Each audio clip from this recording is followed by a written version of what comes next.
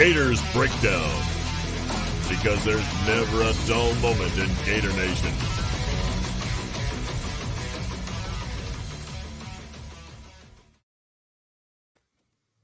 The Gators Breakdown podcast is ready to go. I'm your host, David Waters, and you can find me on Twitter at GatorDave_SEC. Joining me, he is back. He is back from Gators Breakdown paternity leave, I guess. That's what we'll call it.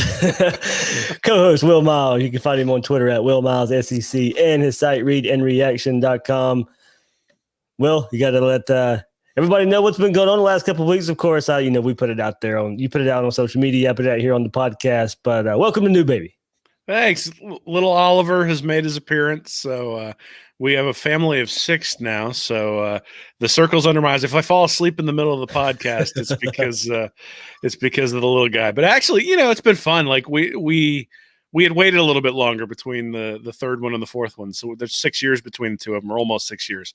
So it's sort of been relearning the baby in the house. And my parents were up here last week. A lot of new technology in the last those years that have gone by. Yeah, I felt a little bit like, the parent that you help with technology or something like that. Like as I'm trying to get the newfangled car seat into the car, I try to figure out exactly how to do it. So yeah, I felt old many times in the past couple of weeks, and I'm pretty sure that that's only going to continue as I take this little guy into like kindergarten orientation 5 years from now, and somebody looks up at me and goes, "Why is he with his grandfather?" and and that sort of stuff. But no, we're excited. We're excited. It's fun to. We've enjoyed each and every one of our kids, and it's been fun. My parents came up and helped out with them this past week, so it was good to see them. We haven't seen them in like a year and a half because of the pandemic, so it was good to see everybody. They made the track from Gainesville, right? Yeah. So they drove all the way up, and my sister actually had a kid like 2 days after we did. So it's been sort of a little loop that they've been making up here, seeing the grandkids. So it's been a good time. And in that window you've been going, Will, surprise, spring practice has started. Yeah, Mullen basically decided he didn't want me criticizing anything he was doing, so he figured that while I was on leave, he'd start spring practice. But it was weird, right? Because it's announced, did I miss something? Like, right? Is it always this early? Like, what's going on? But yeah, I think the logic actually makes sense. You get this stuff going. You missed it last year anyway. You didn't have all your bowl practices. Oftentimes, you got those bowl practices and the bowl film to go over with the team in sort of the lull between signing day and spring practice. This time, you don't have that, and so this gives you an opportunity to get out there, get the taste of the Oklahoma game out of your mouth a little bit, and get out there, put some stuff on film, and then learn that film while you're being punished in the offseason by Nick Savage, and hopefully come back in the fall even better rested, ready to go, especially if guys, they're going to be in full pads, they're going to do some hitting.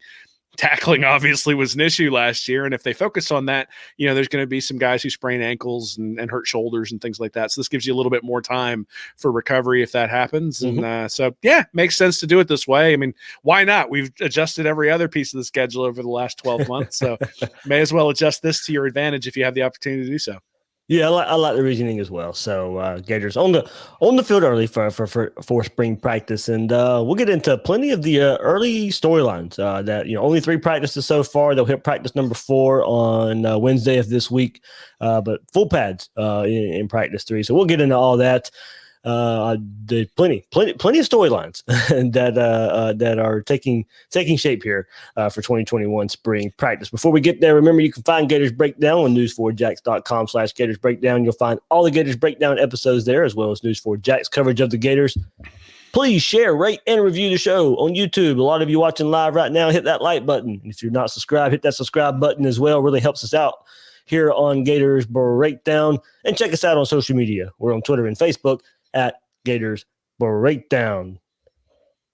Will, so, the number 45 of the 77 players on the roster, this is their first spring. That is it is an alarming number, of course, for all the roster transition from last year to this year for the Gators. But look, for a staff that's known to develop talent and not throw players out there on the field before they're ready, spring is huge. And going back to last season, I do think it hurt this staff not to have that spring to help develop the younger players, and that's part of the reason why you saw them stick with the experienced players, especially on the defensive side of the ball last year. what a difference a year makes. We were saying how if there was one team that could probably afford to miss a spring practice, it was Florida because of all the experience that they had. It kind of turns out they probably needed it, at least on the defensive side of the ball. Look, young players can build trust in the spring, and the staff can develop in the spring. That was taken away. Fall camp didn't really allow for that, as they were too busy prepping for the season itself. So now every team dealt with this situation, so it's not a complete excuse for what happened for Florida, especially toward the end of the season. But I do think it affected this staff more than others because of their reputation for development, and one of the most important times for development is spring. So we'll 45 players now that will get to work on things, watch film of themselves, get an evaluation from the staff they've never had.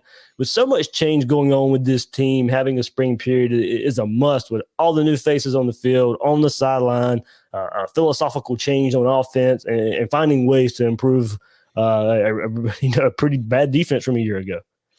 Yeah, I mean, it turns out that I think the quarterback and Kyle Pitts and Kadarius Toney really sort of covered up some of the things that probably would have been missing had they missed, say, this year's spring practice, right? And not had these guys have the ability to go through that and develop and get reps, because once you get into fall camp, once you get into the season, the reps are few and far between, and Mullen and staff have proven that you really have to earn your reps once it comes to the fall and the actual season practices. So the spring is a time for everybody to get an opportunity. You're going to get to go against the ones. You're going to go against the twos. You get an opportunity to show what you can do. And all the guys who are maybe really getting a little bit antsy about getting in there are going to have an opportunity to prove it this spring. And that's a big part of it. But we knew this was coming. I mean, we saw the 2020 season and sort of circled it and said, this is really the opportunity. You had Georgia with their quarterback situation with Jake Fromm leaving. You had Alabama with Tua leaving, though obviously Mac Jones played pretty well. And then you had Burrow leaving for LSU. So you looked at, and then the schedule was pretty easy, at least before Texas A&M got added to Florida's schedule.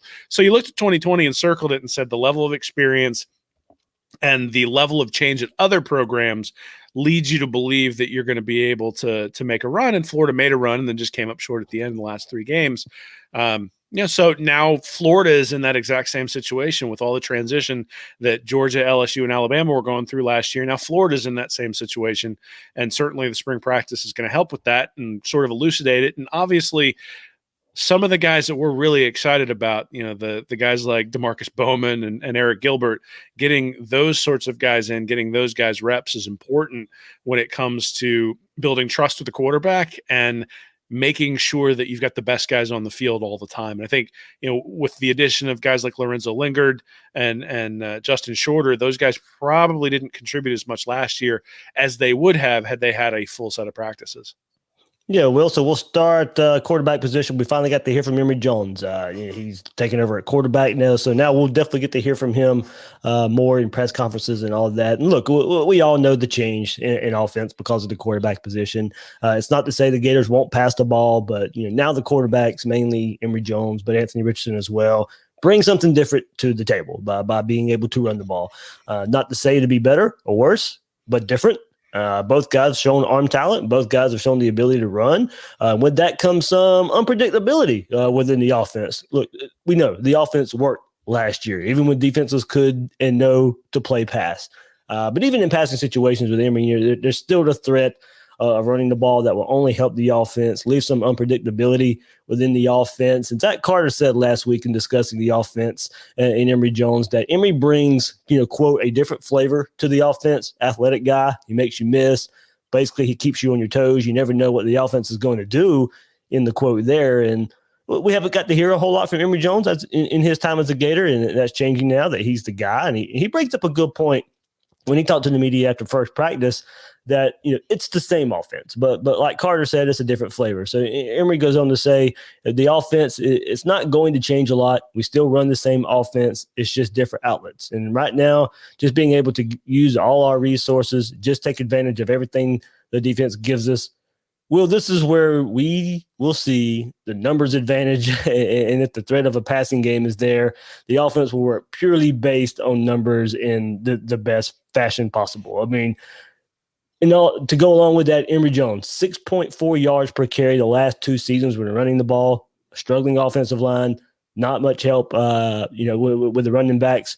The defense knows runs coming when Emory Jones is in. So all of that, we've discussed everything at length already about this offense and the change that's happening. But I am interested. We'll be interested to see, and they'll figure this out along the spring. Emory's been there long enough; they know what he can do well. They know what he struggles with.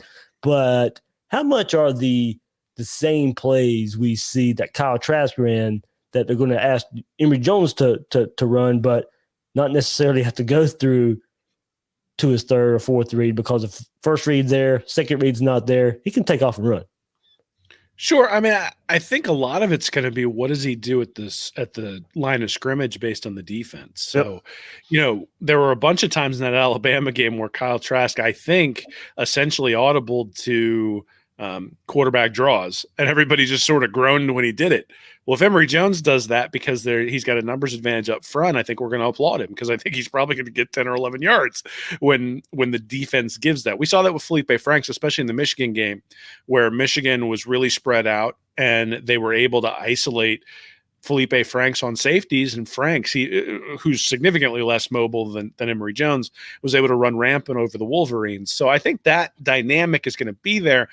But this is the beauty of Dan Mullen's offense. This is not real simple to execute, but the concepts are simple. If you have a numbers advantage in the box, then it gives you a one-on-one advantage when you're throwing. Or if you have a numbers advantage in the box as a running quarterback, you take it, you run. If they bring somebody in to take away that numbers advantage in the box, then you throw it because you got one-on-one coverage to the outside.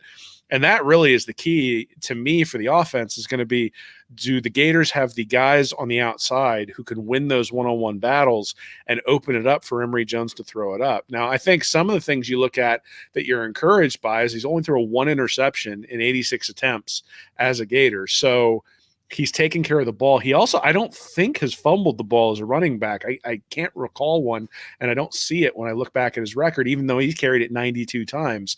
And to your point, he's averaged 6.4 yards the last 2 years per carry, 5.6 over his career. So far, far above average compared to where other quarterbacks are. So I think it's the same offense because it's the Dan Mullen offense, right? I mean, the offense changed from Dak Prescott to Nick Fitzgerald, but it's the same general offense, same general principles.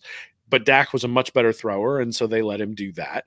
And Fitzgerald was a much better, or not maybe a much better runner, but a more effective runner than he was a passer, and so they relied on his legs. They were still able to move the ball with both guys, but certainly Prescott had a more successful offense than Fitzgerald did, and I think that's going to be the question. The question isn't going to be, are they going to be able to run it with Emory Jones and with the offensive line improvements and with Demarcus Bowman and that sort of stuff. They should be a really dynamic team when it comes to running the ball if they can figure out things on the offensive line. The question is going to be, can they win the one-on-one battles on the outside? Can Jones deliver the ball? And does he know where to go with the ball? That was one of the things that became really impressive about Trask is he pretty much knew where he was throwing the ball before the ball was ever snapped. And they used a lot of motion, particularly with Kadarius Toney, to let him know what the defense was doing. That was one of the things that you saw against Alabama. They had Toney in motion all the time, and it was really sort of telling Trask, this is what the defense is going to do. If they can do that with Jones, if he can decipher the defense pre-snap and can figure out where to go with the ball, the offense is going to continue to be explosive. If he struggles with that, and most quarterbacks struggle with that. I mean, Trask was really that was really one of his best traits, was being able to do that. It's not a knock on Jones if he's not as good as Trask at doing it, but that is where you'd see a step back. So I'm expecting to see them run the ball a lot more. I'm partly because of who else they have back there, but Jones is going to be. He has the arm, right? He has the arm to be able to get the ball in. He's got the arm strength. I don't think that's in doubt. The question is, oftentimes this is something that I think in college is something you really need to look for. You want to see, is he throwing to the guy who's open? Because it's an easy throw when you throw it to the guy who's open. Oftentimes one-on-one coverage in college, the DB just can't hang. You get a guy wide open, you got to hit him. You got to know to get it to him. You don't want to be throwing in double coverage a lot. Those are the things to be looking for, I think, in both spring practice, but also as the season starts. Will, I was going to save this for later, man, but this is the best time for the transition now. Trey Dean's Emory Jones comment. We got to talk to Trey Dean last night after practice, and I knew when he said it, it would light the world, Gator Nation on fire. It would light college football world on fire, and it darn sure did. A lot of message board comments, a lot of replies on Twitter when I posted the quote here, and Trey Dean talks to the media after, and he goes, quote, "If people think Emory Jones cannot throw the ball, they need to second guess it. Emory Jones can throw the ball as well as Kyle Trask. I think he can do everything with his legs also. I think he will be a great dual threat, and I think he's going to surprise a lot of people," in the quote. Well, as I said, comment took off. But my thing is for Trey Dean, what is he supposed to say? I mean, I actually give him credit for backing his teammate. At this time of transition, a lot of change is happening. And my thing is, can you imagine the headline if he had said Emory Jones can't throw the ball as well as Kyle Trask, and how bad of a teammate he is? How would that have been perceived in the locker room and among his teammates? So, for me, it's being a good teammate, taken away out of context to me for the most part, as it wasn't a hit on Kyle Trask. It was talking up the current quarterback room and current quarterback on the team. And look, as you just said, Will, Emory Jones does have a live arm, probably a bigger arm than Trask. And there are some ways to take that comment and make sense of it. Now, there are parts of the passing game that would be hard-pressed to be at the level of Kyle Trask. The pre-snap reads you mentioned, reading the defense after the snap, throwing with accuracy, all things Kyle Trask excelled out, but Emory has a big arm. He can laser it in there and really, really launch the ball down the field. And he'll have to work on some of those other things. And that's what spring practice is for. We just haven't really seen enough of it. But I'm not going to fault Trey Dean for the comments he's making for his current quarterback. I mean, I just sort of read it and said, it's a guy backing his teammate, and we all they do during the spring is lie anyway. So you got to enjoy it. It's always lies. We lie too. So come on. Well, look, I mean, I know, I can't remember who the wide receiver was, but wasn't there a wide receiver who basically threw Tebow under the bus when he left? And said, now we got a real quarterback, talking about John Brantley. And that turned out real well. So, I think the reality is that Emory Jones can make every throw Kyle Trask can make. The question is, can he make it on time? And can he make it when the defense dictates the throw is going to go there? And I'm not saying he can't. I'm saying we haven't seen it yet. And the fact that we haven't seen it yet is partly because of he hasn't gotten a lot of playing time, but it's partly because of when he's been in there, Dan Mullen has not allowed him to do a whole lot. So the question that you have to ask is the reason Dan Mullen hasn't allowed him to throw very much because he's limited in terms of his ability to get the ball to the right place, or is it because, they just wanted to keep that to Trask? And we don't know the answer to that question. And to be honest, the only people who probably know the answer are Brian Johnson and Dan Mullen. What I will say is that Emory Jones completed almost 62% of his passes in high school, and everybody knows who's followed me for any length of time that I think that correlates over time. So he's probably going to end up somewhere around 62%. He's at 64% for his Gator career right now, though he's been sort of all over the place. He was 75% his first year and then 66 and then 56. So that maybe worries you a little bit that's going the wrong direction, but very limited playing time, very limited play set. The thing that I would be concerned about is he averaged 12 throws per game when he was in high school. But he did average 13.3 yards per attempt. So this isn't Luke Del Rio, who I think averaged like 9 yards per attempt in high school and completed 70% of his passes. Emory Jones was being asked to go downfield in high school when he threw, and it was relatively accurate. So I think what we should probably expect is about 62% completion percentage this year. I think you should probably expect he's going to be around 8 yards per attempt, so significantly below where Trask was last year. Trask was around 10. But he's going to run for, 4.5 yards per attempt because sack yardage starts getting factored into that sort of stuff. I suspect he's going to take a few sacks, and that's going to turn into somebody who's almost as effective as Kyle Trask. It's just in a little bit different way. And then the question becomes turnovers, because Trask, for all the times he threw the ball into the opposition's hands, he didn't turn it over very often, right? I mean, it was always a pick six when he did, but from the standpoint of how many turnovers Kyle Trask was responsible for, it was a relatively small number when you added together the fumbles and the interceptions, particularly in 2020. And ask how many times he was to throw. Yeah. Well, so that's going to be the thing, right? Is that he's only thrown one interception. He hasn't fumbled yet. And so you look at Emory Jones and say he has not shown a propensity for turnovers. His numbers suggest that he's going to be above average throwing the ball. I don't think he's going to be great. He's going to be above average throwing the ball, kind of maybe where Kyle Trask was in 2019. When you look at that, I think he averaged something like 8.6, 8.7 yards per attempt, which, that if Emory Jones averages that, I think we're all going to be really, really pleased. I was about to say, give me that with his ability to run. I'll sign me up right now. Yeah. I mean, so that actually, I mean, my biggest concern is, can he stay healthy? right? Because you can't be running a guy 15 times a game in the in the SEC and rely on that. Like if you need to use that to beat Tennessee, and if you need to use that to beat Vanderbilt, then you're in trouble, because then when you get against Georgia, he will have already taken a bunch of hits. And at some point, you're going to have to, like, you're going to take a hit to the ribs. You're going to take a hit to the back. Like Justin Fields got drilled in that game against Clemson. Like that sort of stuff happens regardless of how elusive you are. And that's my biggest concern, is just keeping him healthy, because as Nick Fitzgerald, you could run because he had to. The question is going to be, do you have to run Emory Jones, particularly against teams that are inferior? If you can torch him through the air with Emory Jones without having to put him in harm's way, and then save those running plays for when you play Georgia, when you play LSU, and when you play Alabama, then I think you have a really good shot going into the season to have a really successful season. If you got to run against the Vanderbilts and the Missouris of the world, then I get a little bit worried, just because it doesn't matter if the opposing team is less physically imposing. Over time, you take 12 to 15 hits a game, it's going to add up. And by the time you get to game 11, 12, and 13, it's just going to be rough sledding. We had our offensive preview a couple months ago. We've discussed at length already about how this offense would change, but a couple other things that would change and start this spring as well. And look, that's leadership and a change around the quarterback position. And look, leadership is hard to measure and see sometimes. There's a player like Tim Tebow where he wears his emotions on his sleeve and everybody can see it, and you can see the type of leader he is, and it's just out there. Then there's the type that lead by example and more their play, and you don't have to be this demonstrative leader for everyone to see. Most aren't, but your play, your demeanor can go a long way towards that. And this is the first time that Emory has to be in that position. You're the quarterback. You need to have to be the leader. This spring will be big for that. And look, it's only part of, and what happens in real games in the fall will be the ultimate determining factor here.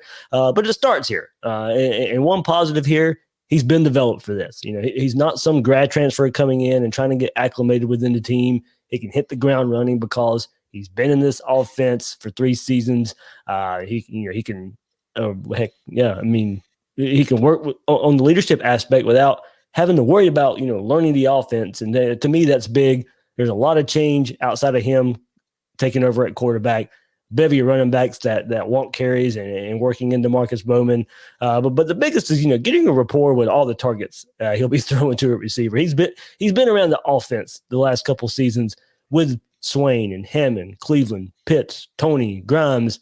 Those guys no longer here. So his leadership will be instrumental in working in so many new pieces for this Gators offense. And he should know this offense like the back of his hand and can share that knowledge with all the changes going on. So, having a quarterback, not necessarily just because he hasn't started, and he hasn't played a whole lot, but being around the team and being around this offense, he can. I think the off the field stuff, the leadership stuff, I think he can work on that, and not having to worry about the other stuff, I think, can go a long way in that. Yeah, I mean, I think he's probably already established himself as a leader if it's going to happen, right? Because he's spent 3 years getting ready for this moment and has had to swallow his pride a little bit, right? I mean, Felipe Franks gets hurt and Kyle Trask comes in, and I think we all thought, I know I did, that when the injury happened to Franks against Kentucky and Kyle Trask came in, I was like, oh, well, this is just a one-game stopgap because it's on the road and they don't want to throw Jones to the Wolves, and Jones will be in next week. And a year and 3 quarters later, we're talking about Trask, about the competing for the Heisman Trophy. So the fact that he stuck it out, the fact that he stayed in Gainesville, the fact that he's got faith in Mullen that he's going to get an opportunity to start, I think says something. But, one of the things I thought was really interesting this year is there was a lot of talk about how Trask and Pitts, back when they weren't starters, were working out and putting in extra time and building camaraderie. And, the other players see that, right? So no one thought Kyle Trask didn't deserve the spot when he got in there because he'd put in the hard work to deserve it. And, if he wasn't gifted enough or if he didn't know the offense well enough, they would have put him in. But he won that backup job, and I think everybody believed that he won the backup job who's on the team. So now you go to Emory Jones. What kind of work has he been putting in on the backfields? What kind of reps has he been? How has he been doing with mental reps? When Trask has been the guy pulling the trigger in practice, has he been paying attention and making sure that all the right reads are there and that he understands where to go with the ball and all those sorts of things? And that sort of filters into leadership, because at the end of the day, the quarterback has to ask everybody else around him to prepare properly for the game. And in order to do that, you have to be over prepared for the game. And, again, it's not something we've seen thus far, but the leadership aspect that Trask took on, it wasn't a rah-rah stuff for the most part from Trask, except for one time on the bench, they got him cursing out one of the other teams. But other than that, it wasn't really rah-rah for Trask. It was lead by example. It was everybody admired the fact that he'd stuck it out, that he could have transferred, but he didn't, that he put in extra work on the side with Pitts. Like all those sorts of things sort of snowballed into the fact that everybody just, looked to him for leadership because of the work that he put in. Jones has had the opportunity to do that the last 3 years. I don't know necessarily that he's going to be able to flip a switch now and become a leader. I think that if he's a leader of the team, it's because he's been putting in the work the last 3 years, and that's sort of what I expect to see. Good stuff there, Will. And look, I think we can honestly say, with this offense, the point of contention last couple of years has been this offensive line. That's going to help Emory Jones. It's going to help this run game and this transition to this more run-focused offense. And let's move there next, Will. And the first offensive line unit we saw in practice one, of course, I expected it, and I also expected the comments that came along with it. So we'll go left to right here. Richard Garage, left tackle. Stuart Reese, left guard. Ethan White at center, Josh Braun right guard, and Gene DeLance at right tackle. So, of course, everyone went straight to DeLance at right tackle. And look, come on, spring was going to start that way. I know I fully expected him to be pegged as the starter there when spring opened up as much as he's played there. Now, we saw some shuffling there late last season with Stone Forsythe playing some right tackle, taking DeLance off the field. But, Florida doesn't have that luxury with Forsythe going this spring. Garage is at left tackle. That left the right spot back open for DeLance, and fully expected that to happen with all the experience there. And look, I get the frustration from the fan base and of him still being back on the field in that role, but let's remember there is a spring to figure all this out. This was just day one of spring practice. And there were some injuries there last season that halted much change being made on the offensive line. But I'll tell you this. If you don't want Gene DeLance back on the field in the starting role, then someone else is going to have to step up to supplanting. That's pretty much, to me, what it boils down to. Don't blame him if he's out there starting. If he is, hopefully, a shift in offensive philosophies that is more suited for him and he improves. But if not, isn't it up to another player to go out there and prove that they deserve to be out there? Unless you don't really trust the staff to put the best players out there. But, if DeLance is still out there and it looks the same, then I think we can raise the questions, why isn't there someone better that's been developed that can take over that position? Yes, offensive line recruiting took a big hit by, non-qualifiers in recent seasons, guys transferring out before even, getting a spring practice or stepping on the field. But, the same performance can't be had there at the right tackle spot. But, so with DeLance starting spring at right tackle, then he improves enough to keep the job. And if not, that's what spring football is for. Over 15 practices, go find the best players that deserve to be on the field. And if somebody deserves to be out there, hopefully they're out there at right tackle. Yeah, I mean, I get why people would be frustrated. Certainly, DeLance was the I guess, point of emphasis for people who were watching the games. But I do think that if you looked at his run performance versus his pass performance, he was much worse in pass protection than he was in terms of being a road grader. In fact, there were a few times where they actually ran behind him, specifically, I think, because they liked his strength and his ability to be able to push back the defender. So if you think about what they're doing from a transition point, and I think you say the same thing about Stuart Reese as well, that coming from Dan Mullen's Mississippi State offense, the reality is that he's much more of a road grader than he is a pass protector as well. You had those two guys on the right side of the line, and then you had a quarterback who was slow as molasses, but an excellent drop back passer. And it wasn't necessarily the best combination for the type of offensive lineman that you had. So I expect DeLance to be better. I think everybody gets better, right? I mean, you missed the spring practice. You come into the season, you're running an offense that maybe doesn't necessarily fit the offensive lineman perfectly. Offensive line requires a lot of cohesion. Stuart Reese is brand new there. DeLance, it's really sort of his first time starting extensively. And, they struggled. But you saw progress as the season went. I don't think people want to hear this, but, there were some stunts against Ole Miss that Reese and DeLance completely screwed up. And by the time you got to the end of the year, they were starting to pick those up.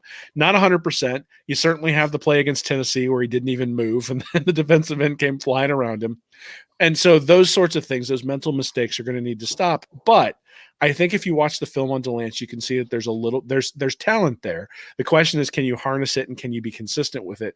And I don't have an answer to that. But I think the point you make in terms of that there needs to be somebody else to step up is a good one. There's a reason why Marco Wilson didn't come out after the shoe throwing incident last year. They didn't have anybody else to put in there. And, part of that falls on the coaches for not having somebody to put in there.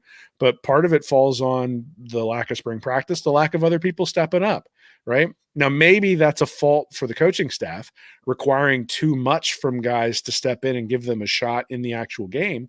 But, you can't just prance in and say, hey, I'm going to be a gamer. I'm going to loaf during practice and then come into the game and then expect them to put me in if somebody else underperforms. At some point you are what you put down on tape. And these guys in practice clearly haven't been putting down enough on tape, at least over the last 12 months, to really supplant Delance, even as much as he struggled. And even when they made changes in the LSU game, it's not like things improved. I mean, I don't think I've seen Trask get hit that much in any game this year. And many of the times he was getting hit was after they'd taken Delance out of the game. So I know it's going to come across as I'm being a Delance apologist. Believe me, that spot needs to get better. At the same time, give me an answer, right? Show me someone who's capable of stepping in and show me the improvement, because when they brought other guys in last year, it's not like the offensive line got worlds better. And the thing is, people, the biggest thing is, well, anybody will be better. Well, coaches don't think that way. That's not the way coaches think. It's not like, okay, we'll go throw Dave Waters there at right tackle because you believe me, if you see my size, that ain't working anyway. But people are like, oh, it can't be any worse. Coaches don't think that way. Coaches, as you said, will go by practice reps, go by tape, and if you haven't proven that you can go out there, they're going to keep the same guys out there. Yeah, you are not the prototype SEC right tackle size.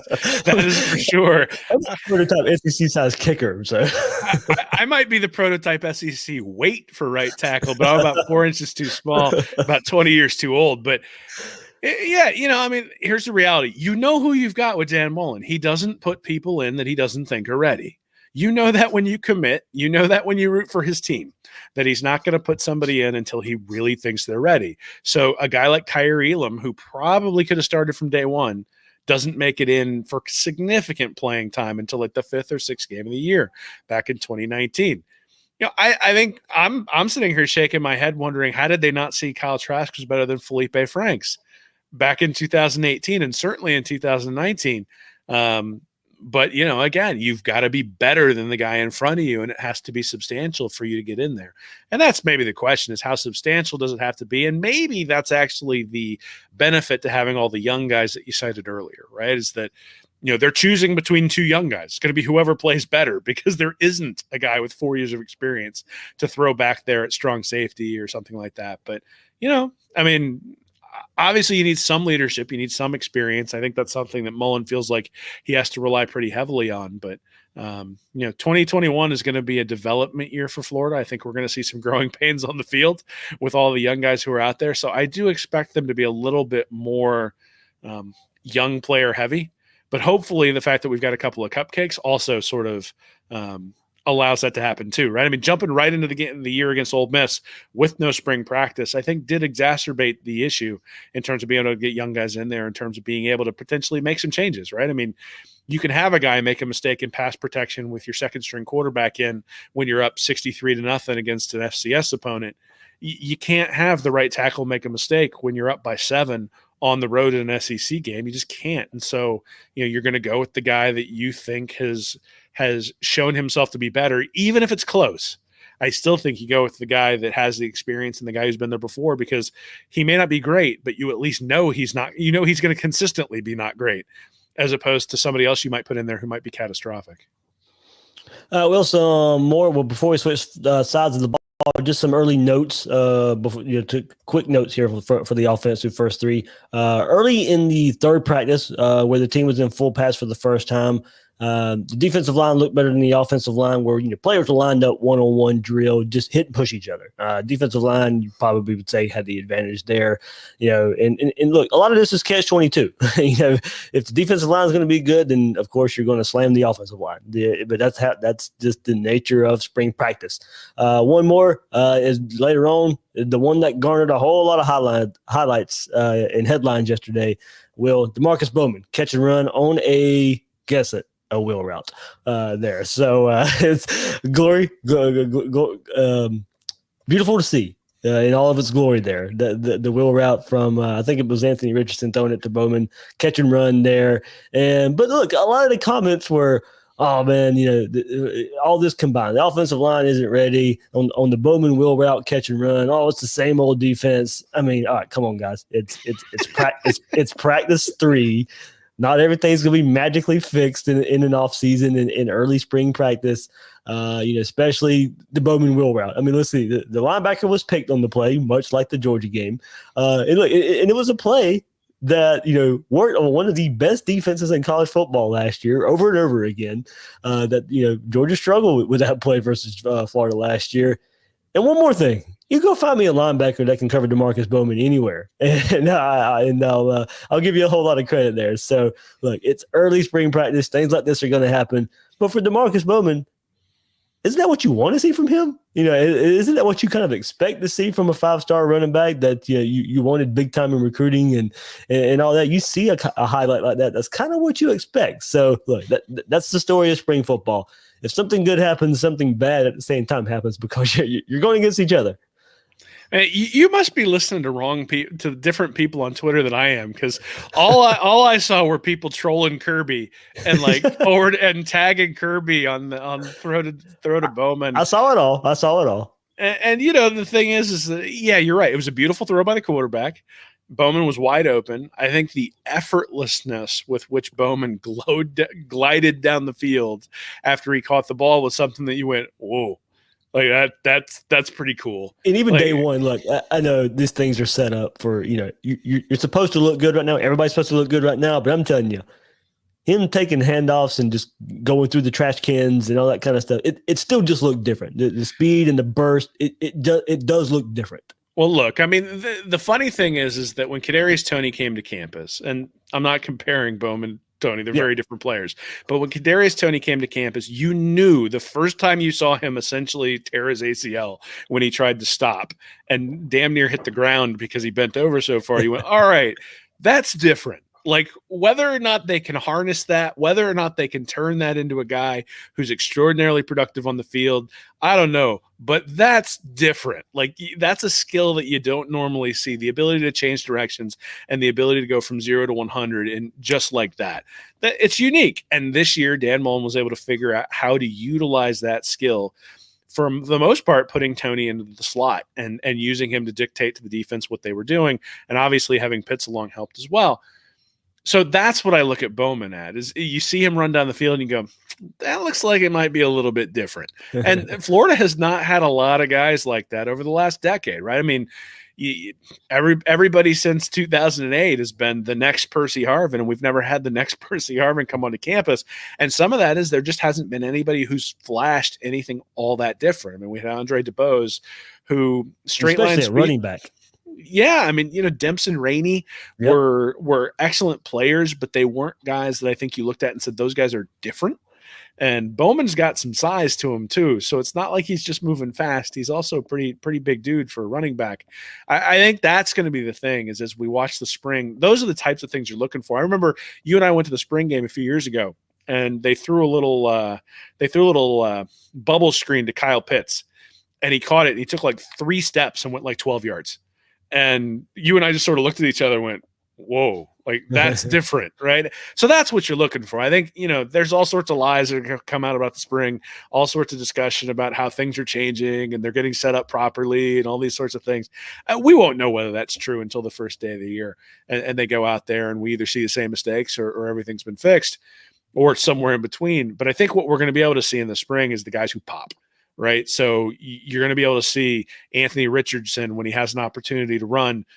What kind of shiftiness does he have when he's out there? You're going to see Demarcus Bowman. Clearly he can catch out of the backfield.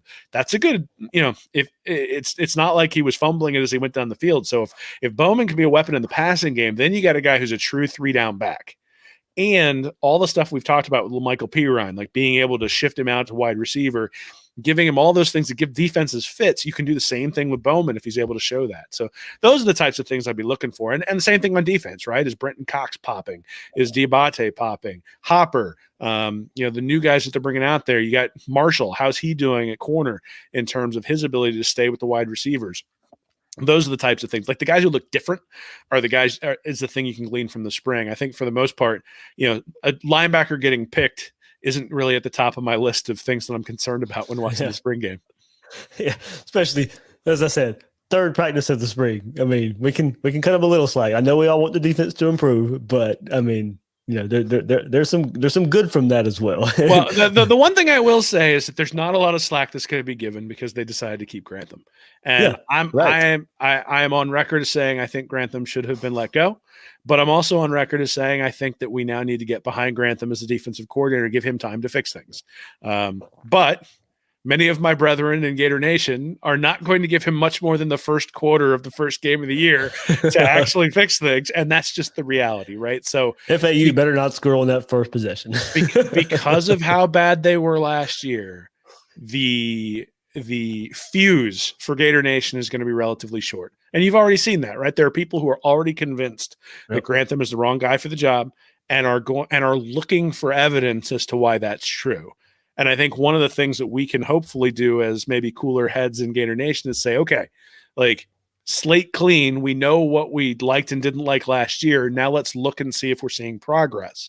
If we're seeing progress, then let's sit down at the end of the year and say, all right, was that progress significant enough that we should go for another year? Or is it time to make a change? And hopefully the vast majority of Gator Nation will give Grantham and Mullen that sort of benefit of the doubt. But if Alabama comes out and puts 55 up in the swamp, there won't be any time given to Grantham.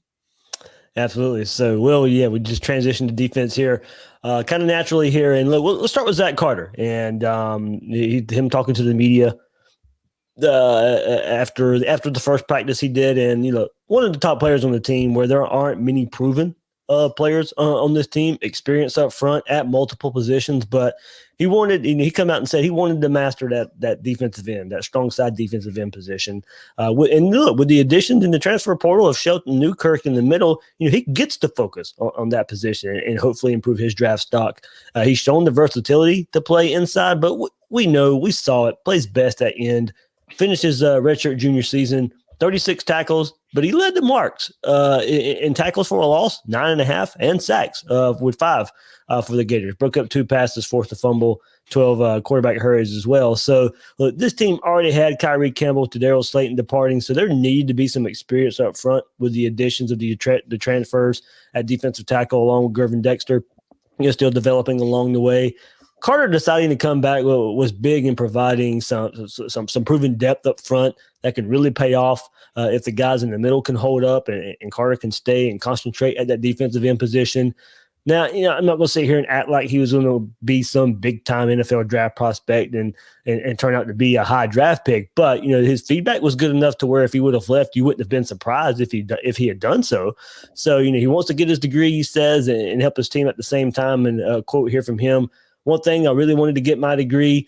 I tried to get it in 3 or 4 years, but it didn't work out like that. So I really wanted to get my degree. I really wanted to leave my mark, leave my legacy at this program. I think that was important for me. I just know that this football stuff, it doesn't last forever. I'm excited that I could possibly have a future in the NFL, but everybody says it stands for not for long.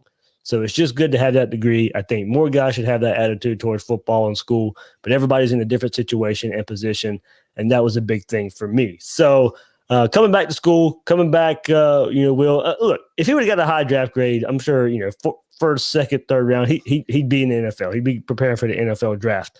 But we did see a whole lot of good things. And look, we'll probably save this for a future episode or something, but when you start listing off top proven playmakers for Florida, probably start Kyer Elam. Zachary Carter might be second. And I don't know who you put behind those two guys as far as, over offense, defense, it doesn't matter. But, you start with those two. Carter coming back and explaining his reasons for coming back. I think, we're looking for leaders on this team, especially on the defensive side of the ball. Zachary Carter can bring that. Yeah, I mean, he certainly showed that he has some emotion last year. I think sometimes he let the emotion get a little bit overboard, particularly I'm thinking about the Missouri game, obviously, but there you're defending your teammates, and I think we sort of appreciate that as well. Like you said, 9 tackles for loss the year before, 4.5, the year before 1. So he's progressed each year. I think a big part of Carter's value is not necessarily that he's just going to beat some guy off the edge at defensive end. It's that he's a 3-down guy because you can move him inside, right? So you can have him on the outside setting the edge as the defensive end, and then you've got Cox running from the buck. But when you get a 3rd down and 7, a 3rd down and 8, you want to bring in extra pass rushers, a guy like Summerall, a guy like Bogle on the outside. If you want to send Diabate on a blitz, well, now you can slide Carter inside. He's used to playing there. He's used to playing with those guys on the inside. You bring maybe your big guy out. In fact, I think you start looking at the defensive line where you got Dexter inside, Carter at defensive end, and then you've got Shelton and Newkirk, and then on the outside you've got Cox.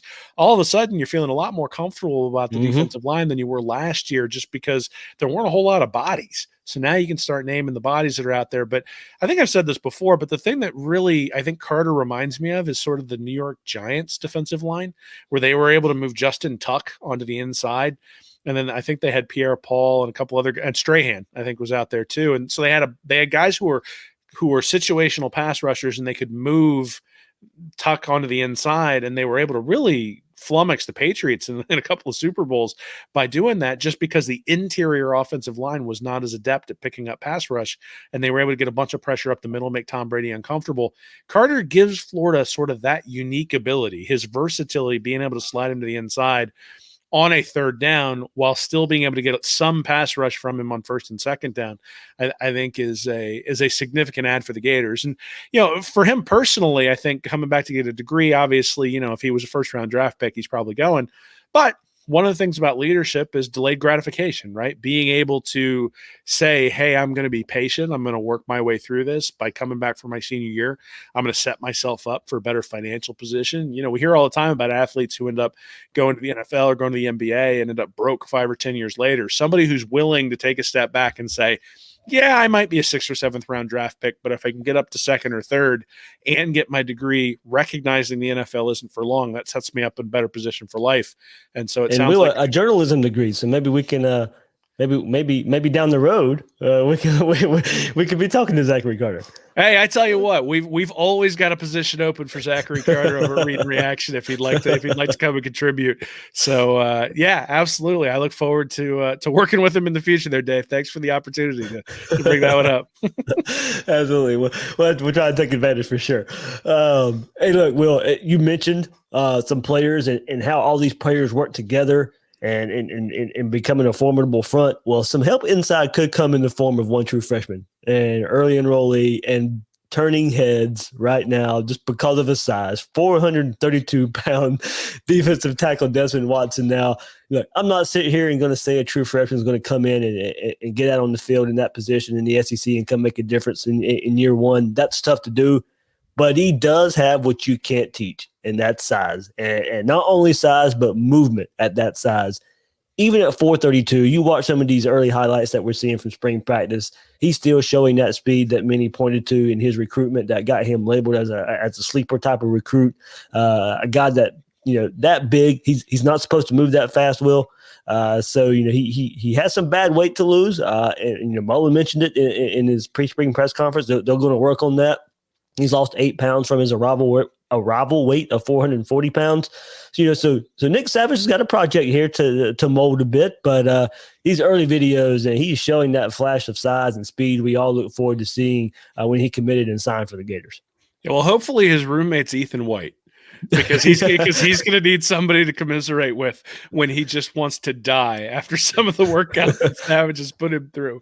But yeah, I mean, you can't teach the size. I think about a guy like Terrence Cody for Alabama, who really did struggle with his weight even while he was at Alabama, but provided them so much up the middle. And one of the things, Grantham's defense is a little bit different because it's a little bit inside baseball, but it's it's not a 2-gap scheme up front in the 3-4. It's a 1-gap scheme for the most part, which means that the defensive tackle doesn't necessarily have to take up 2 guys, but if the defensive tackle takes up two guys, that really frees up the linebackers to roam. And so one of the things we saw last year is that guys like Diabate and Ventrell Miller oftentimes were getting mauled by the pulling guard coming around, couldn't get off of them. Yeah, they'd come up and take on the block as best they could, but you got a 300-pound guard coming up and taking on Diabate, who was like 225, 230 pounds. It's just not a fair matchup. If Watson can contribute, especially on early downs, just by occupying a couple of offensive linemen, that frees up the linebackers to make the plays. And we've seen what could happen with Ventrell Miller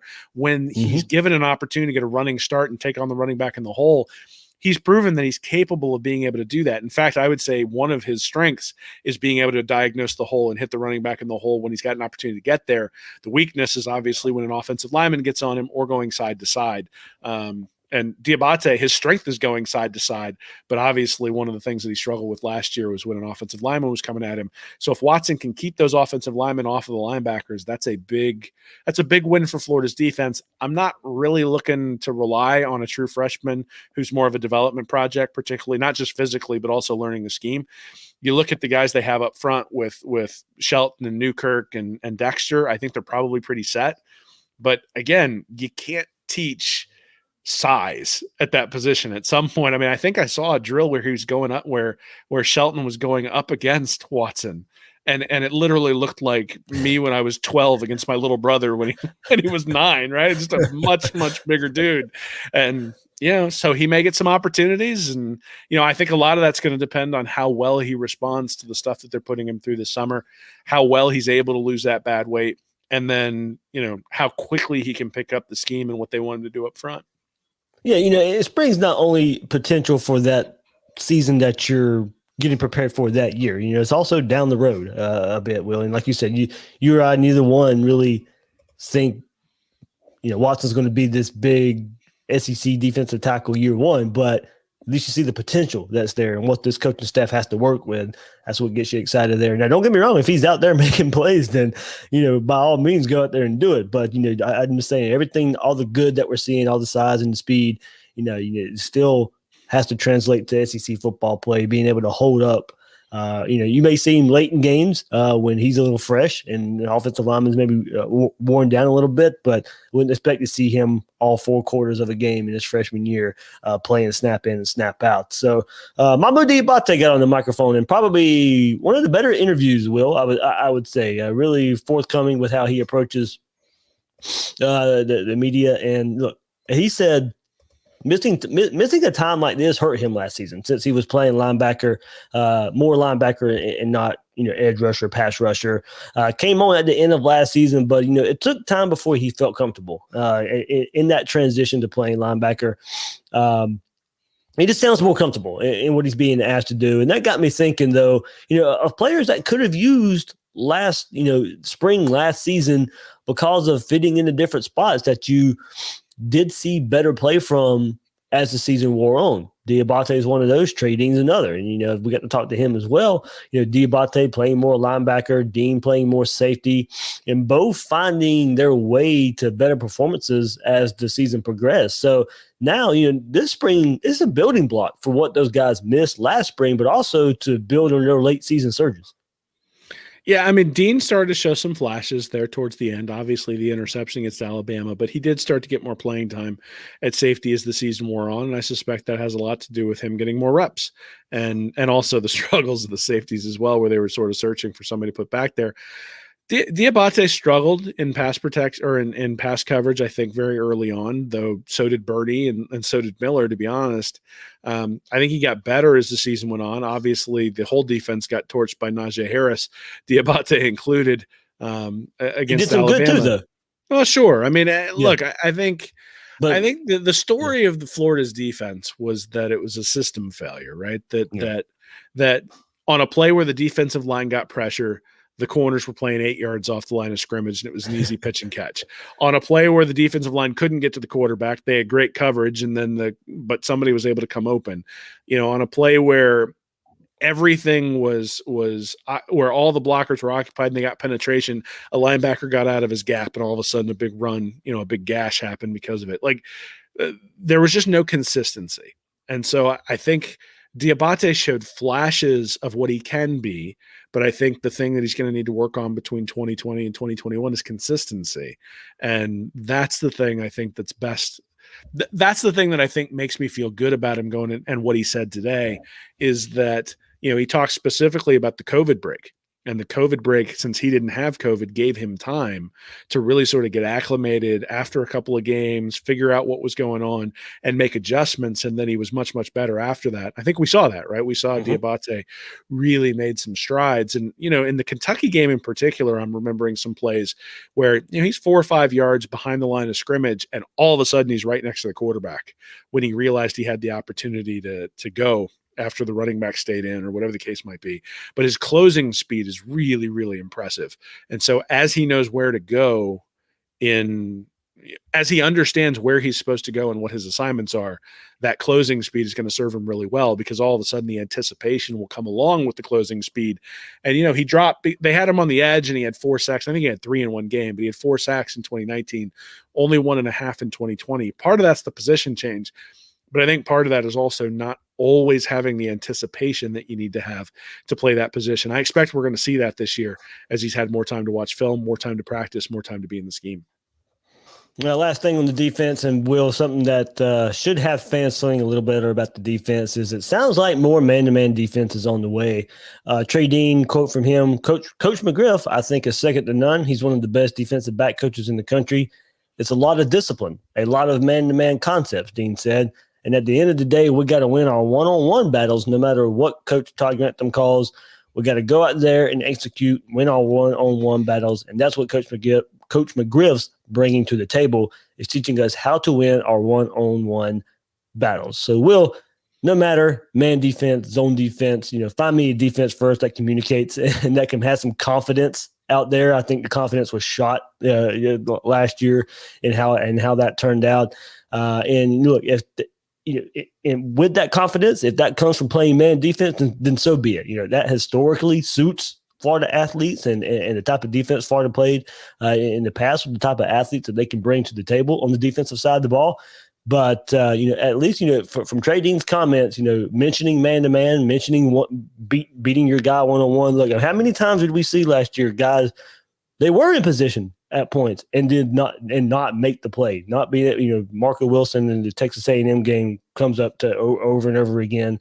Not trying to pick on Marco here, but that's the game that comes out there, and kind of just laying out for a deep pass versus an A&M receiver that beats him time and time again. But not just him, Donovan Steiner, Brad Stewart, and those guys were in position many times, just not being able to make the play, not winning their one-on-one battle. And Will, you mentioned defensive alignment sometimes lining up so far off of the wide receiver. And maybe playing more aggressive man defense. If you can go out there this spring, get some confidence in your man-to-man ability, then you can scoot those DBs up a bit and not be afraid to get beat deep. So hopefully that's a welcome change that Coach McGriff. Everything, of course, is going to sound rosy right now. That's just the nature of the beast in spring practice. But at least we get some glimpse of some things they're working on when the player comes out here and mentions one-on-one, man-to-man defense. Yeah, I mean, I'll believe it when I see it. I still think that the reality is that you have to be able to play man-to-man in the SEC. You have to be able to play zone in the SEC, and that's dictated by the quarterback. It's dictated by the situation. It's dictated by the opposing personnel. So I'm glad they're working on it, because they need to be able to do it in certain circumstances. But to believe that they're just going to play only man or only zone, I think is not accurate. What's going to happen is that they're going to play against a team that has a guy who's a huge weapon at wide receiver, and they're going to end up shading a second guy over towards him, or they're going to end up putting Elam or Marshall on him one-on-one and then double teaming everybody else. And then you're basically forcing them to. So there's a bunch of different strategies you can have when somebody's got one really good receiver. We'll see what happens when Alabama comes to town, because Alabama's going to have Billingsley and they're going to have Mechie maybe. And, they're likely going to have some really good guys out there. And I'm assuming that, is it Brian Young or the new quarterback they're going to have taking over for Mac Jones? I'm assuming that they're going to still be chucking the ball all over the place and probably have guys out there. Young? Bryce Young, yeah. So have him chucking the ball all over the place, and they're going to be, the talent on the outside is going to be significant. And the question is going to be, when you come up against that level of talent, can the defense hold up? They're going to have to play some zone at some point this year. They're going to play an awful lot of man. They play sort of matched coverages, matched quarters a lot as well. Yeah. Grantham's not going to it's not in his history. He's not going to completely shift focus and just go out there and play man defense. He's his own guy. Yeah, but I think the point you make is an attitude one, right? The fact that Trey Dean's going around wearing handcuffs, the fact that the defense is trying to get an attitude, I think that's the thing you want to see. Now, obviously, if you have a big attitude and then you get torched, you look kind of stupid. But if you have an attitude and you go out there and you play well, then okay, the edge makes a difference. Yeah, attitude is not, struggling on defense and you finally make a good play and you stand up and make some kind of post. That's not toughness. We saw that last year. That needs to become something pre-snap and consistent. Yeah, well, I mean, so the attitude is great so long as it comes along with the dedication to learning your craft and making sure that you're doing the right things. So wear those handcuffs as long as the handcuffs mean you've paid attention to detail in your technique and paid attention to detail in your scheme so that you're in the right place. Because you can handcuff an opposing team playing a zone defense just as well as you can playing a man-to-man defense. And the reality is that with Marshall and Elam, if Marshall's as good as everybody says he is, with Marshall and Elam out there, they're going to have the ability to lock down guys on the outside, which means you're going to be able to do a lot of different things with the slot and with the tight ends and those sorts of things. And I think it'll free up the defense to do a lot more. The fact that Marco Wilson struggled as much as he did last year really handcuffed them in terms of what they could do because they had to worry about the outside. The safeties had to worry about the outside. If you don't have to worry about the outside anymore, then the safeties can roam a little bit. And I think Trey Dean's going to show that he has more range than Donovan Steiner or Sean Davis did last year. And so, there's a possibility that you put Trevez Johnson back there. You've got Trey Dean back there. You've got Marshall and Elam on the outside. There's a possibility for a significant upgrade at the defensive back position. Again, though, to your point, you sort of mentioned that the confidence was shot by the time you got to the end of the year last year.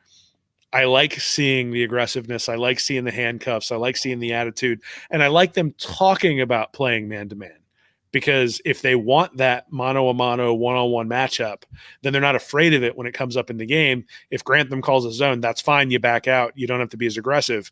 But when he calls man-to-man, you're ready, you're prepared, and your attitude is such that you're ready to take on that challenge.